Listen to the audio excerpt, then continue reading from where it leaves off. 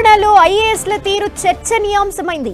నాగర్ కర్నూలు జిల్లా అమ్రాబాద్ మండలం మాచారంలో నిర్వహించిన సీఎం రేవంత్ రెడ్డి సభలో ఐఏఎస్ శరత్ వ్యవహార శైలిపై విమర్శలు వస్తున్నాయి.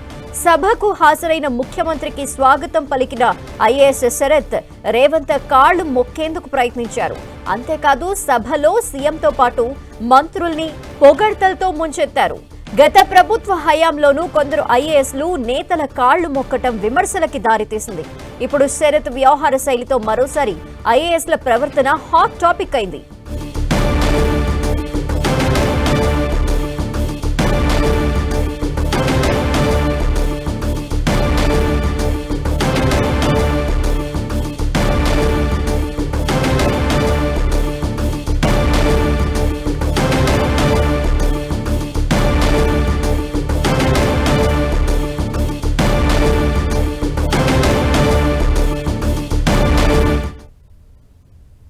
ఈ రాష్ట్ర ప్రభుత్వం ప్రజా ప్రభుత్వం మరి మీ ఆధ్వర్యంలో మరి మనసున్న మహారాజు మరి ఉండాలి. మనసు ఉంటే గాని అవి పని చేయలేము. అలాంటి మనసున్న మహారాజులు మీరు కేబినెట్ ఉప ముఖ్యమంత్రి బట్ట విక్రమార్క గారు అదేవిధంగా కేబినెట్ మంత్రులందరూ కలిసి మరి మనసు ఉంది కాబట్టి ఇంత ప్రతిష్టాత్మకమైన ఇందిరాగిరి సౌర గిరిజన వికాస కార్యక్రమం 12,600 కోట్లు గిరిజనులకు కేటాయించడం ఈ దేశ చరిత్రలో మొదటిసారి సార్.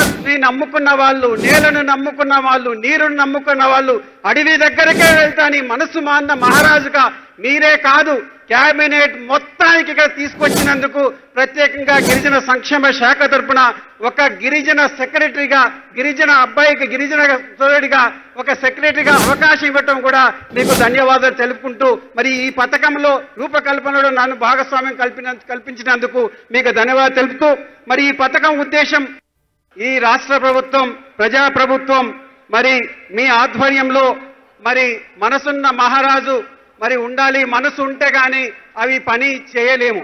అలాంటి మనసున్న మహారాజులు మీరు కేబినెట్ ఉప ముఖ్యమంత్రి బట్ట విక్రమార్క గారు అదేవిధంగా కేబినెట్ మంత్రులందరూ కలిసి మరి మనసు ఉంది కాబట్టి ఇంత ప్రతిష్టాత్మకమైన ఇందిరాగిరి సౌర గిరిజన వికాస కార్యక్రమం 12,600 కోట్లు గిరిజనులకు కేటాయించడం ఈ దేశ చరిత్రలో మొదటిసారి సార్.